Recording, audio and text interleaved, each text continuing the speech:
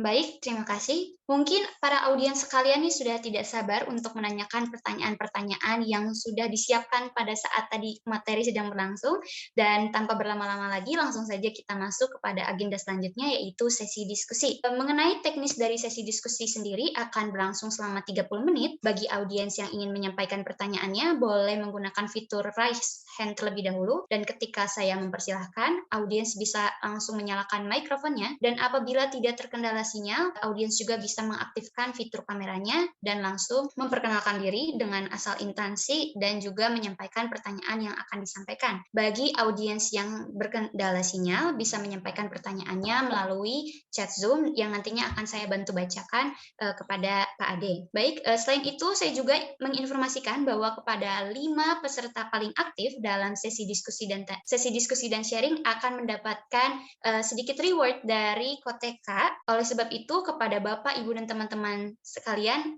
dimohon untuk ikut aktif dalam sesi diskusi ini. Baik, tanpa berlama-lama lagi, langsung saja kita buka sesi diskusi. Pak Ade, sebelum itu, di sini rupanya sudah banyak sekali pertanyaan dari para Betul, audiens. Iya, saya juga lihat di chat nih. iya, benar sekali. Ini tadi Bapak sempat menyinggung bahwa, orang Bayern itu bangga sekali dengan Rasmussen-nya. Nah, ini, sedikit, nyambung dengan salah satu pertanyaan dari Alvan Dityo Unesa. Dia menanyakan bagaimana pandangan mayoritas orang Jerman terhadap imigran gitu.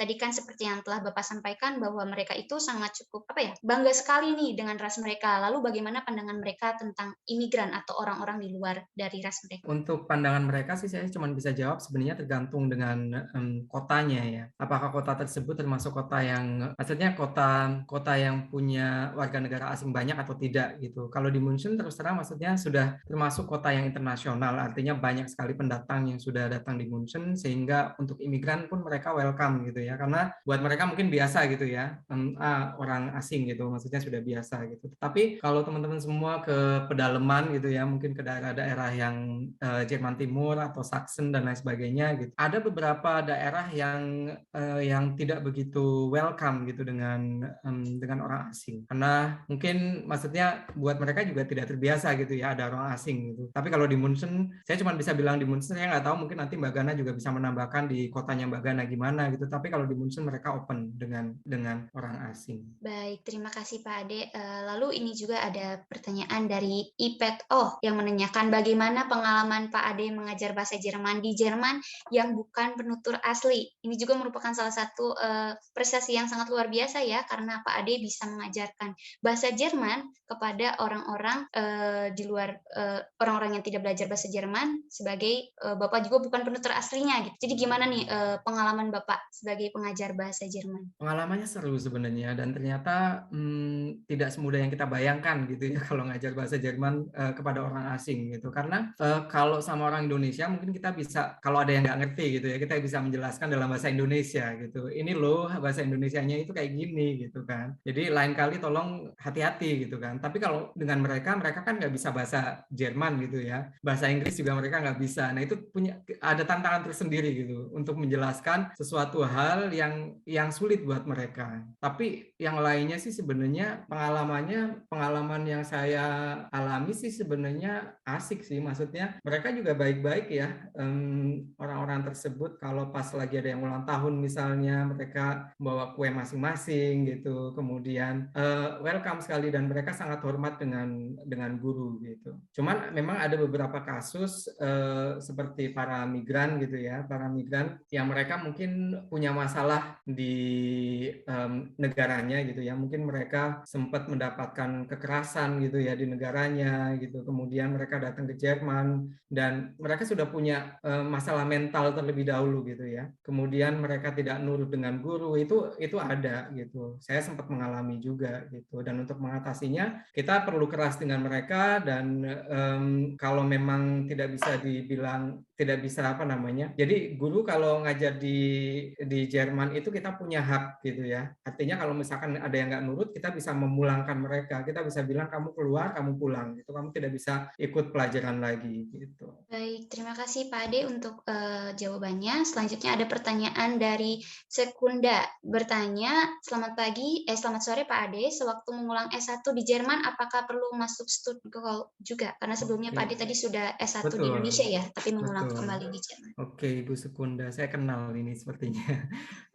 Jadi dulu ketika mengulang S1 saya tidak perlu Stotko lagi. Kenapa? Karena saya sudah punya sertifikat S1 dari Indonesia. Jadi itu bisa disetarakan dengan student college ataupun kalau tidak punya baru harus mengulang. Dan saya pikir untuk D3 juga belum bisa diakui. Artinya kalau lulus dari D3 juga harus mengulang studi. Baik, terima kasih Pak Ade. Lalu di sini ada, oh ya, nampaknya ada 2 partisipan yang sudah raise hand. Yang pertama itu dari Bapak Agus Dwi. Ya, kepada Bapak Agus silahkan mengaktifkan mikrofonnya dan memperkenalkan diri serta menyampaikan pertanyaannya. Ya, terima kasih Mbak Moderator, terima kasih UNESA, terima kasih Koteka. Akhirnya bisa bertemu lagi dengan Mas Ade walaupun lewat Zoom. Terima kasih bantuannya 2015 di sana, ditunjukkan kemana-mana. Alhamdulillah luar biasa Mas Ade, baik sekali, terima kasih. Kita tunggu lagi di Solo, pernah ke Solo dengan istrinya dan anaknya yang cantik. Yang ingin saya tanyakan Mas Ade, ini kan sekarang banyak ini ya, yang agen-agen itu ke sekolah-sekolah tentang Ausbildung dan seterusnya gitu, au pair. Ini tugas kita sebagai guru itu bagaimana? Takutnya ya kan, karena mungkin Jerman tuh dianggap enak semuanya dengan janji-janji manis agen, itu bagaimana sikap kita itu untuk mengantisipasi atau mungkin agen ini bagus, agen ini tidak, itu caranya bagaimana? Dan mungkin yang kita persiapkan untuk murid-murid kita apa? Selain mungkin bahasanya dan mungkin mental ya. Jadi tadi juga saya baca di situ kita harus siap dengan jalan kaki. Saya mengalami sendiri kemana-mana jalan kaki seperti itu. Jadi intinya tidak enaknya di Jerman itu apa dan yang harus kita persiapkan anak didik kita bagaimana? Terima kasih dari saya Gusti Prasetyo, Guru Man 1 Surakarta. Oke, terima kasih Mas Agus. Dan senang sekali bisa ketemu lagi secara virtual walaupun ya. Dan saya tunggu di Munchen lagi, nanti saya ajak jalan-jalan lagi. Amin, amin. Mengenai hal ini memang betul, sekarang memang lagi marak-maraknya yang namanya Ausbildung di Jerman, begitu ya. Makanya saran saya untuk para guru yang hadir di sini, tolong arahkan anak didiknya. Mengarahkannya artinya jangan mengarahkan, kalau saya malah lebih suka mengarahkan untuk mereka mandiri ya, untuk tidak pakai agen gitu ya. Jadi kalau bisa gimana caranya supaya murid-murid ataupun para pesertanya itu bisa mandiri ke Jerman tanpa agen gitu ya. Kenapa? Karena kalau mereka sudah bisa melatih kemandirian di sini itu nanti kemungkinan di Jerman itu nggak kaget gitu loh, karena di Jerman itu semuanya harus serba mandiri gitu kan. Kalau pakai agen kan semuanya diurusin, tinggal datang ke sana, terbang ke sana gitu ya. Kemudian di sana nanti dia nggak tahu, ternyata aku harus ngurus sendiri ini, ke bank harus sendiri gitu kan. Kemudian harus bikin janji di ini sendiri gitu. Makanya saran saya mengarahkan kalau bisa mandiri dan memberikan informasi yang benar gitu ya. Karena menurut saya sekarang itu sebenarnya banyak banget informasi yang bisa didapat ya dari internet, entah itu dari YouTube gitu kan, banyak sekali yang bikin video-video tentang Ausbildung di sana gitu ya. Kemudian artikel-artikel tentang Ausbildung itu banyak sekali gitu. Tapi saran saya kalau misalkan mau memberikan informasi ataupun link gitu ya, sebaiknya memberikan informasi link yang benar atau bukan agen gitu ya. Contohnya misalnya di Goethe Institut juga ada informasi mengenai Ausbildung. Jadi ada kayak kalau buka di websitenya Goethe Institut ada satu halaman tentang Ausbildung, di situ dijelaskan semua apa itu Ausbildung dan segala macam. Kemudian ada kayak handbuchnya, apa sih namanya, handbuch itu ada kayak buku panduan gitu, gimana cara Ausbildung ke sana gitu misalnya. Atau saya pikir di YouTube itu juga pasti banyak pengalaman dari teman-teman dan mereka juga bukan agen mungkin ya, mereka cerita tentang pengalamannya gimana mereka bisa sampai Ausbildung di Jerman. Itu Mas Agus ya. Ada yang lupa yang belum saya jawab? Tidak enaknya di Jerman apa ya? Mungkin selain enaknya, musimnya yang dingin. Selain musimnya, ngalamin sendiri ya Mas ya, nggak enaknya musim dingin. Apa ya? Mungkin saya Muslim kan mungkin untuk bir atau mungkin apa gitu kan, atau ya apalah gitu. Betul. Nggak enaknya di Jerman yang bisa saya bilang yang pertama adalah hidup di Jerman itu berat gitu ya. Nggak semudah di Indonesia. Kenapa berat? Karena kita harus melawan gitu. Kita harus melawan banyak hal. Melawan budaya, bahasa gitu. Maksudnya bahasanya kan bukan bahasa kita gitu ya. Budayanya bukan budaya kita gitu ya. Makanya saya bilang hidup di Jerman itu berat. Semuanya harus mandiri dilakukan sendiri gitu ya. Nggak ada pertolongan ini itu gitu. Apalagi kalau punya keluarga gitu ya. Nggak ada neni, nggak ada tukang masak gitu kan, nggak ada Gojek gitu. Jadi semuanya itu harus dilakukan sendiri beneran gitu, nggak ada GoFood gitu. Nah itu nggak enaknya di situ. Kemudian hal lainnya mungkin masalah mentalitas juga ya yang perlu diperhatikan. Mentalitas orang Jerman kan beda dengan kita, mentalitasnya kan keras gitu kan. Kalau kita kan lemah lembut ataupun kalau dikritik, maksudnya orang Jerman itu sukanya ngeritik secara langsung gitu ya. Itu juga mungkin buat kita nggak enaknya juga ada di situ gitu ya. Kemudian kalau yang lainnya seperti masalah cuaca itu kan memang udah nggak enak banget, udah seperti biasa gitu ya. Kemudian masalah makanan juga mungkin harus hati-hati, walaupun maksudnya kalau untuk makanan kan toko-toko Turki sebenarnya juga banyak sekali di Jerman, itu bisa didapat, daging yang halal pun juga bisa dapat gitu. Jadi itu sebenarnya tidak jadi masalah. Cuman yang bisa saya bilang sebenarnya kalau untuk masalah hidup di Jerman kenapa berat, ya itu dia karena semuanya harus dilakukan secara mandiri. Apalagi kalau nggak ada keluarga di sana gitu ya. Kalau di sini kan bisa telepon, ya Ma tolong dong datang jagain ini, tolong dong masak gitu-gitu ya. Tapi kalau di sana siapa gitu ya. Oke, dan kalau untuk masalah makanan mungkin sebenarnya kalau untuk masalah makanan juga kalau dulu sulit gitu ya. Itu tantangan juga gitu kan. Makanan Indonesia pasti kangen gitu. Tapi kalau sekarang banyak ternyata teman-teman orang-orang gitu ya yang bisa masak gitu kan. Atau toko Asia juga banyak dan juga kebetulan juga ada toko Indonesia. Kebetulan pemiliknya juga ada di sini ya. Ada Ibu Dian ya. Kemudian di sana juga bisa mendapatkan produk-produk dari Indonesia gitu ya, Indomie gitu dan lain sebagainya, itu bisa ada sambal terasi gitu dan lain sebagainya. Rengginang lor juga ada sih, itu harus bawa sendiri gitu. Tetapi seenggaknya sedikit mengobati gitu. Kalau untuk masalah makanan bisa diatasi gitu. Ada juga beberapa restoran Indonesia di kota-kota tertentu. Baik, Pak. Itu tadi merupakan jawaban dari Pak Ade. Apakah sudah jelas, Pak Agus? Sudah, Mbak. Terima kasih. Oke, sama-sama. Baik, Pak Ade, selanjutnya ada pertanyaan lagi nih dari Maidan. Kepada saudara Maidan, mungkin bisa mengaktifkan mikrofonnya dan langsung berkenalan serta menyatakan pertanyaan. Ya, halo Kak Ade. Halo. Halo, ya Kak, nama saya Maidan Kak. Kebetulan saya dapat kontrak kerja di daerah Munchen juga, OMS Healthcare Solution. Mau nanya hal yang harus diperhatikan sebelum ke Jerman itu yang harus dibawa itu apa aja gitu Kak, yang boleh sama nggak boleh dilakukan di Jerman, di Munchen lebih tepatnya Kak, itu apa aja. Terus ada nggak nanti di Jerman itu di Munchen komunitas orang Indonesia gitu Kak. Terima kasih. Oke, terima kasih ya untuk pertanyaannya. Boleh langsung saya jawab, Putri? Iya, boleh Pak Ade, silahkan. Jadi apa yang boleh dibawa dan apa yang tidak boleh dibawa gitu ya. Tapi ya itu sebenarnya tergantung dengan maskapainya dan juga tergantung. Biasanya kan ada tuh barang-barang yang boleh dibawa atau tidak. Misalnya senjata tajam itu tentunya tidak boleh dibawa ke Jerman gitu ya. Tapi kalau barang-barang yang penting gitu ya, yang mungkin mau dibawa, kalau saran saya yang pertama adalah obat-obatan gitu ya. Karena biasanya kan kalau orang Indonesia kan cocok-cocokan ya kalau minum obat ya. Kalau nggak minum, misalnya lagi sakit kepala gitu, kalau nggak minum obat A itu nggak sembuh gitu ya. Nah itu mungkin yang perlu dipersiapkan ya, Maiden, obat-obatan. Kemudian yang kedua bumbu-bumbu kalau saran saya yang perlu dibawa. Misalnya bumbu rendang atau bumbu nasi goreng dan lain sebagainya gitu. Karena kan itu simple tapi membantu sekali ketika nanti sampai di sana gitu. Kita nggak perlu ngulek lagi gitu kan. Udah ada bumbu instan gitu. Dan selain itu mungkin kalau untuk masalah pakaian itu bisa dibeli di sana. Kemudian kalau untuk makanan-makanan lain, bahan makanan lain saya pikir juga bisa beli di sana. Bahkan Indomie pun bisa dibeli di sana. Tetapi untuk mungkin pertolongan pertama gitu pada saat sampai di sana mungkin Indomie perlu dibawa gitu ya, mie instan seperti itu gitu. Itu aja sih yang perlu dibawa. Kemudian untuk masalah komunitas di Munchen, kebetulan Munchen kota besar jadi komunitasnya juga banyak. Di sana ada komunitas PPI, Perhimpunan Pelajar Indonesia Munchen. Kemudian di sana ada perhimpunan untuk pengajian Munchen gitu ya. Ada juga yang agamanya lain, ada perhimpunan untuk agama lain tentunya gitu ya. Dan ada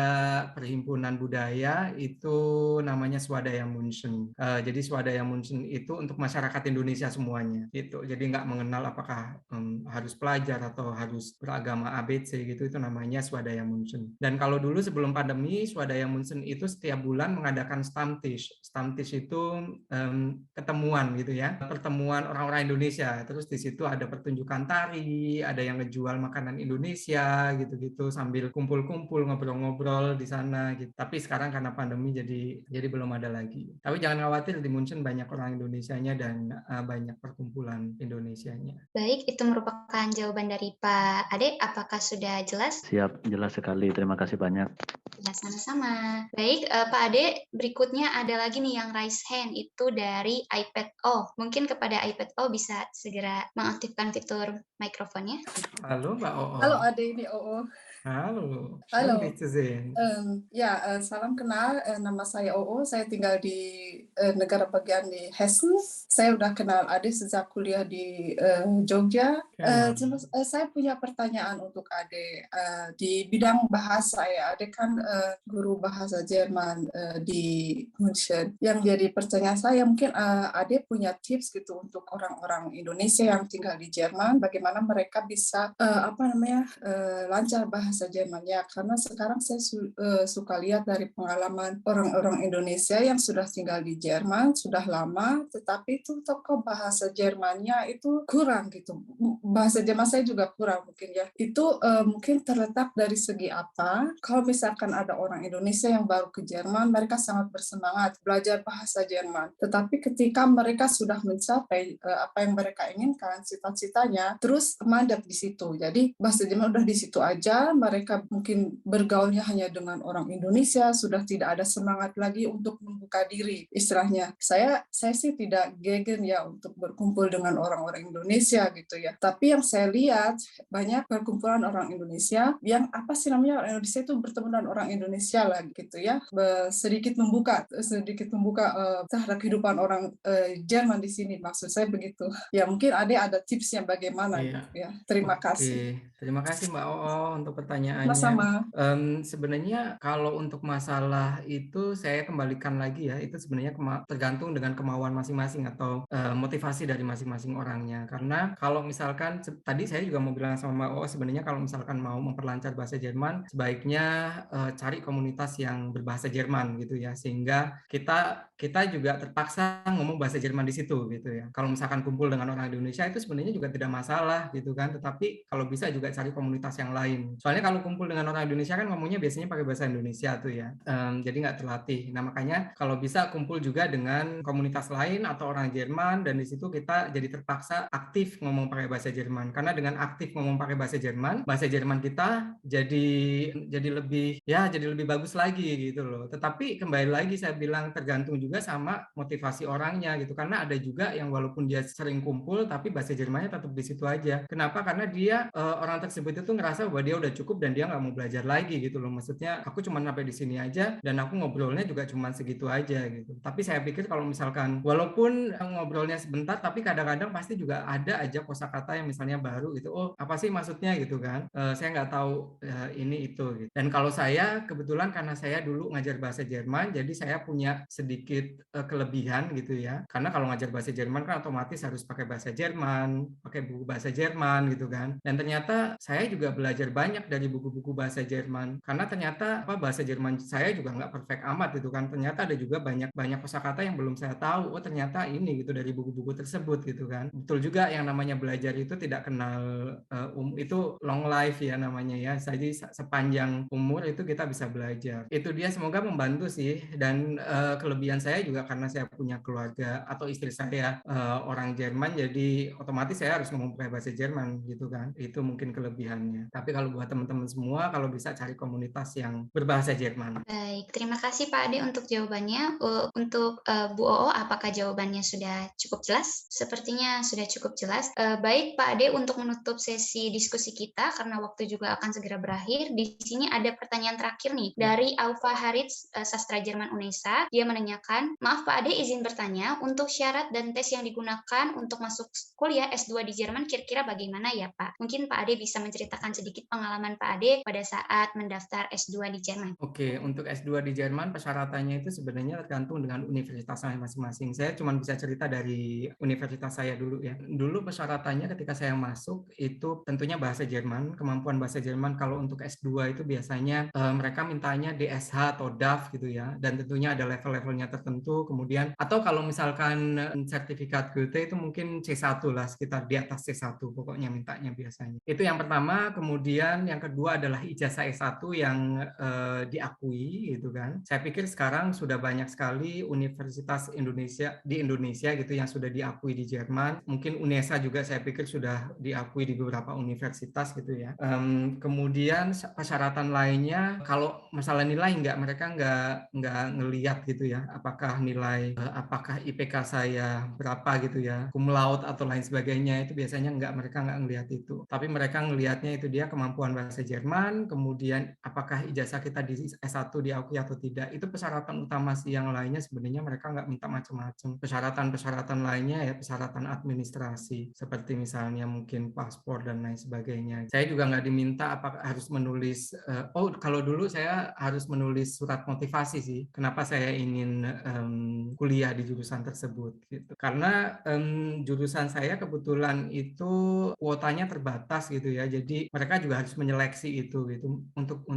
Untuk mahasiswa dari luar itu juga ada batasan kuotanya gitu. Oke, baik, terima kasih Pak Ade untuk jawabannya, mungkin sudah cukup jelas. Para hadirin sekalian, tidak terasa rupanya sesi sharing dan diskusi kita sudah berakhir dan terlaksana dengan lancar. Mohon maaf karena di sini ada beberapa pertanyaan yang belum bisa dijawab, tapi jika ada para hadirin yang masih pertanyaan, mungkin bisa menanyakan. Halo Mbak Putri. Iya, Pak Yunan.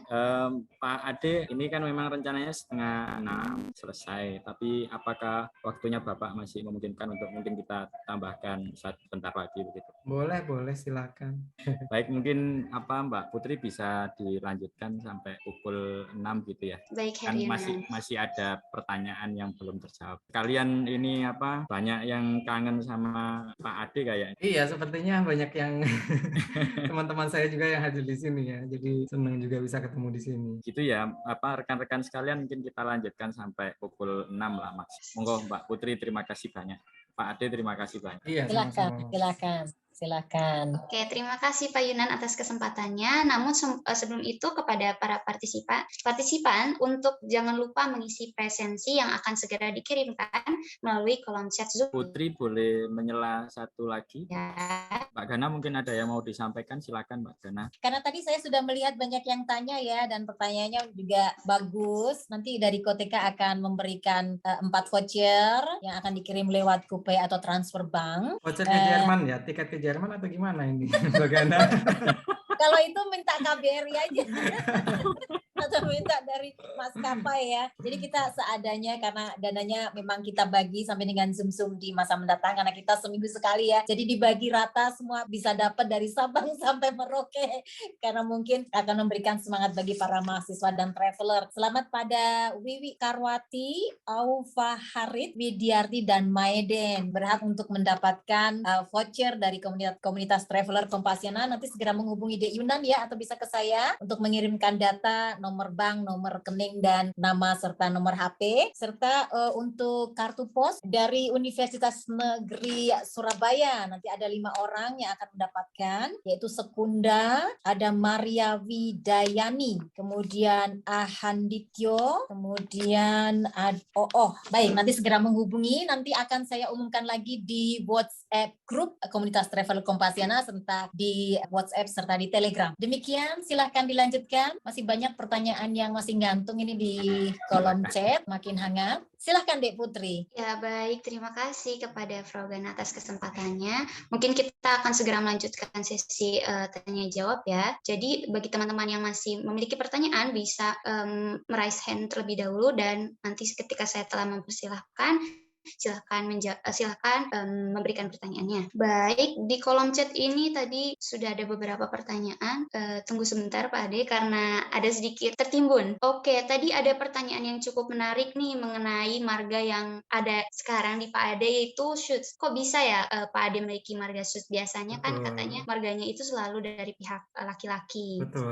Saya pikir juga ini pertanyaan yang muncul banyak ya. Jadi di Jerman kan sebenarnya biasa ya, kalau orang Jerman itu punya nama belakang gitu. Jadi kalau misalkan teman-teman semua datang ke Jerman, entah kemanapun ngisi formulir itu pasti ada nama gitu ya. Pasti ada nama keluarganya siapa gitu. Nah dulu ketika saya mau menikah dengan istri saya mengisi formulir pernikahan gitu ya. Saya tulis familiar nama saya itu Said karena nama belakang saya gitu ya. Kemudian nama depan saya Ade Umar. Gitu. Kemudian ketika menikahkan mereka juga meminta surat akte kelahiran gitu ya. Mereka minta akte kelahiran, mereka minta pokoknya banyak macam-macamnya. Kemudian ketika mereka melihat akte kelahiran, mereka bilang, kok nama keluarga kamu bilang Said, tetapi nama bapak kamu, ibu kamu nggak ada Saidnya ya, katanya gitu.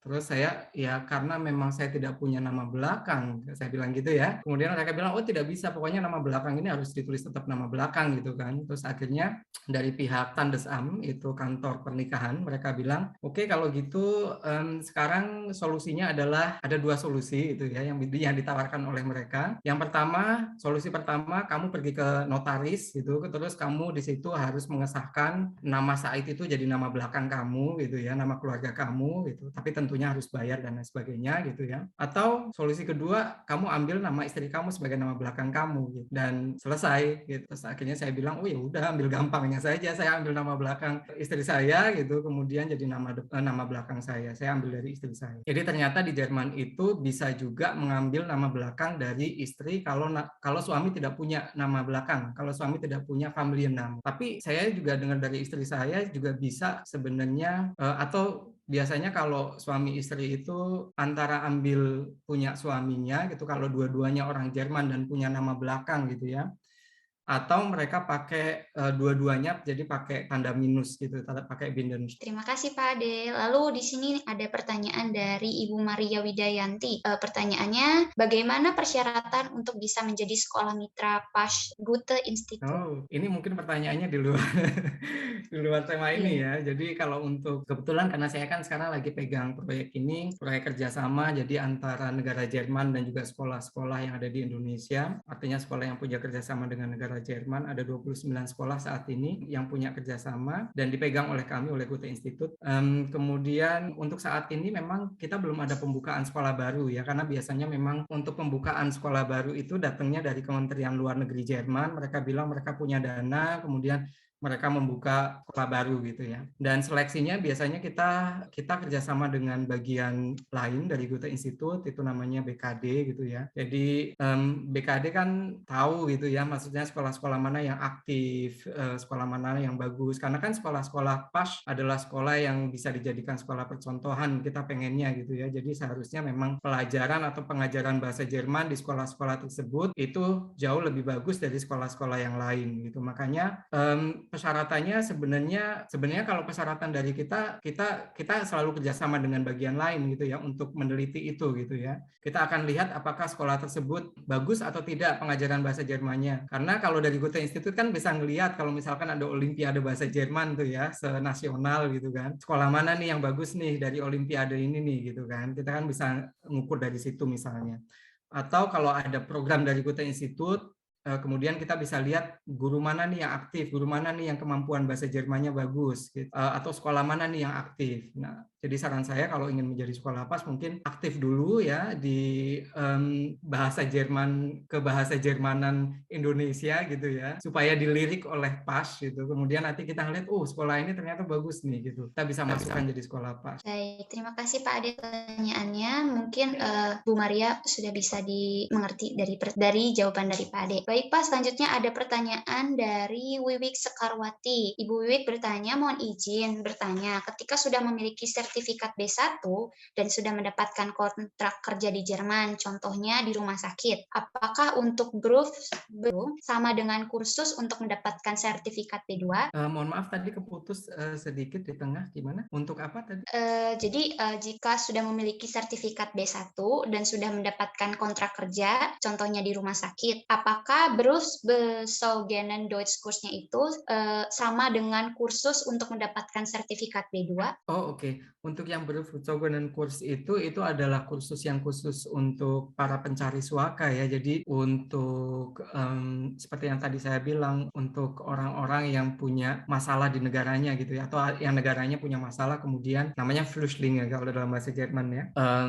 Jadi mereka kabur dari negaranya, kemudian mereka sama negara Jerman itu itu ditampung, kemudian mereka dipersiapkan untuk ya, karena mereka tidak bisa dipulangkan begitu saja oleh negara Jerman, sedangkan kalau dipulangkan mungkin terlalu bahaya ya, karena di negaranya kan masih ada perang gitu misalnya ya, jadi negara Jerman harus ya mereka harus mendukung ataupun harus mensupport orang-orang tersebut, salah satunya dengan kursus yang Berufsbegleiten dan Deutschkurs itu tadi, tapi itu hanya sampai level B1. Setelah level B1 mereka harus kursus biasa di Sprachkurs biasa level yang selanjutnya B2 dan lain sebagainya begitu. Jadi untuk tadi yang tanya, sebenarnya itu kursusnya bukan untuk orang Indonesia tapi lebih khusus untuk orang-orang yang dari Syria, Afghanistan gitu dan lain sebagainya. Baik, terima kasih Pak Ade atas jawabannya. Semoga pertanyaan Bu Wit bisa terjawab dengan baik. Lalu di sini ada pertanyaan dari Frau Gana lagi nih.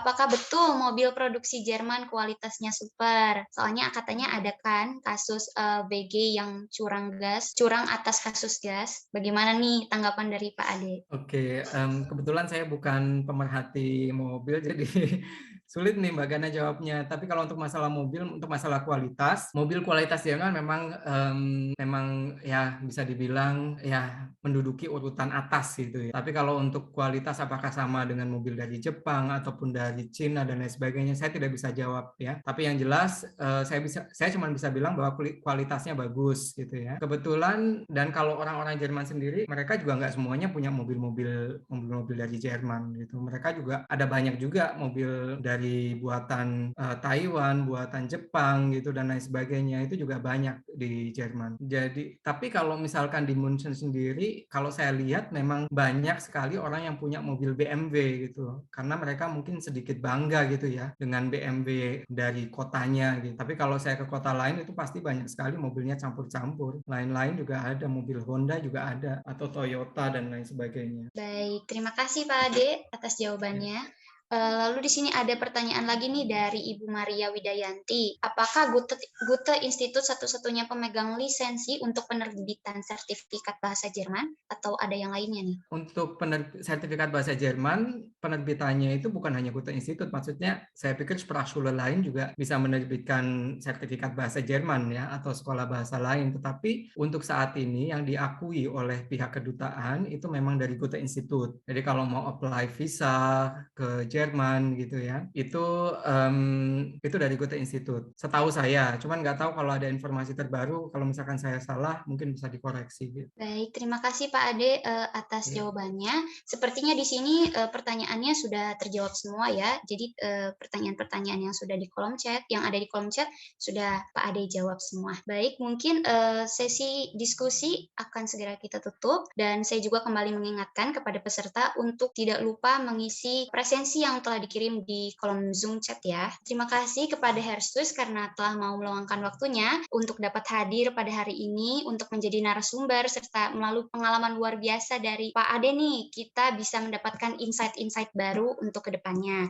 Sekali lagi terima kasih ya Pak Ade. Sama-sama. Saya juga menyertakan email dan juga alamat Instagram saya ya kalau misalkan nanti di luar ini masih ada pertanyaan dari teman-teman semua. Baik, siap Pak Ade. Jadi bagi para partisipan yang masih memiliki pertanyaan, boleh ya nanti menyertakan pertanyaannya di email dari Pak Ade. Saya juga mengucapkan terima kasih kepada para hadirin yang senantiasa menyimak dan turut aktif dalam sesi sharing dan diskusi ini. Baik, dikarenakan sesi sharing dan diskusi sudah berakhir, oleh sebab itu saya Putriana Hematurnip selaku moderator izin pamit undur diri. Mohon maaf jika terdapat salah kata maupun perbuatan yang disengaja maupun yang tidak disengaja.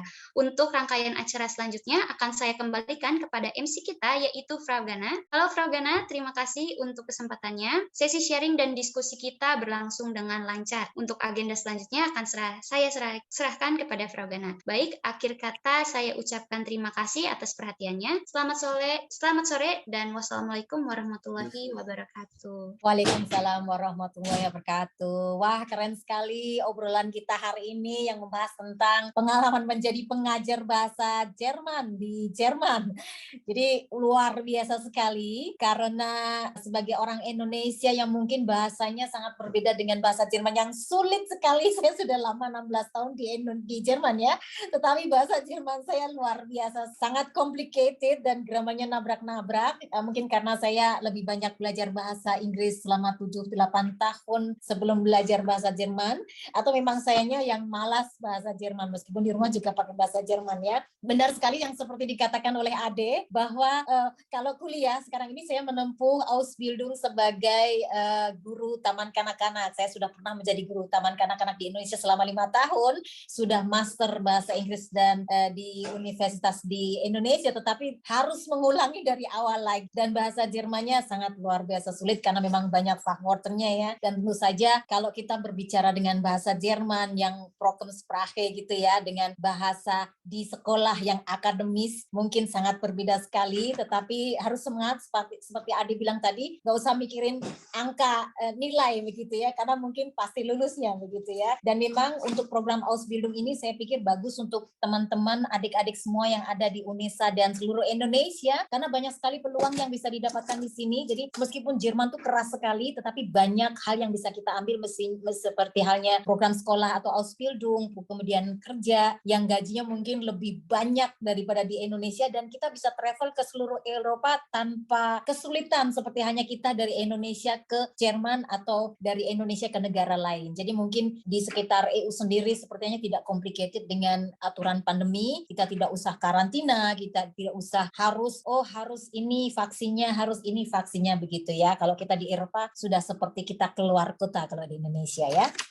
Kemudian untuk Bapak Agus, saya pesan pada adik-adik semua yang ada di SMA berapa tadi 2 kalau nggak salah ya, bahwa saya sudah menulis juga tentang pengalaman banyak generasi muda Indonesia diaspora yang ada di Jerman yang menceritakan kepada saya tentang pengalaman mereka menjadi au pair, menjadi FSJ atau menjadi mahasiswa dari program Ausbildung atau kuliah di seluruh Jerman. Jadi bisa membaca bagaimana sih sebenarnya kalau hidup di Jerman dengan program-program tersebut, apa kesulitan, apa kelebihan yang mungkin akan menjadi inspirasi bagi teman-teman adik-adik semuanya. Ini sedikit promosi ya, karena itu merupakan pengalaman pribadi dari sekitar 10 generasi muda Indonesia yang ada di seluruh Jerman. Kemudian sekali lagi saya ingatkan kepada yang sudah diumumkan tadi ya, yang memenangkan 5 kartu pos dari UNESA dan 4 voucher dari komunitas Kompasiana, bisa dilihat di sana. Kemudian akan kami umumkan juga di media sosial kita di Instagram dan Facebook serta Twitter. Saya kira itu saja. Terima kasih sekali lagi atas kerjasama hari ini antara komunitas Traveler Kompasiana dan Universitas Negeri Surabaya serta dari HMC dan Ikatan Mahasiswa Bahasa Jerman di seluruh Indonesia. Tak lupa yang paling penting adalah narasumber kita kali ini yaitu Ade Umar Said yang katanya mau dolan ke rumah saya karena di rumah saya ada beca dan ada Bukit Gilet Tabis. Jadi bisa jalan-jalan di tempat saya, keren banget, gak kalah kayak di Bayern ya. Dan semoga untuk ke depan banyak sekali manfaat, ide, dan inspirasi yang diambil hari ini untuk menatap masa depan karena jadi orang baik. Juga terima kasih kepada Bapak Wakil Dekan 3 FBS UNESA Bapak Syafiul Anam PhD dan Kaprodi Sastra Jerman D. Yunan yang sangat setia untuk bekerja sama dengan komunitas Traveler Kompasiana dan menyemangati teman-teman dosen dan juga adik-adik mahasiswa bahasa Jerman yang memiliki talenta berbahasa Jerman dan mungkin akan mengembangkan sayap di Jerman dan sekitarnya. Kemudian kepada Di Ajeng serta moderator kita yang nenggelis ini dari Tasikmalaya, Di Putriana, semoga semakin maju ke depannya. Dan kami dari komunitas Traveler Kompasiana, mohon maaf jika ada salah kata atau mungkin kurang organisasi dari acara Koteka Talk atau talk show kita hari ini, kerjasama dari UNESA dan komunitas Traveler Kompasiana. Terima kasih untuk waktunya bagi semua yang hadir di sini. Saya senang sekali serasa berada di Indonesia. Saya terbang langsung ke Surabaya dan seluruh Indonesia karena ada juga peserta dari Aceh, Farisa Belova, dan beberapa yang lainnya ada di mana tadi dia, di Maluku atau di Surabaya dan sekitarnya. Saya Gana Stegman mengucapkan selamat berakhir pekan. Wassalamualaikum warahmatullahi wabarakatuh. Silakan meninggalkan ruangan. Bye.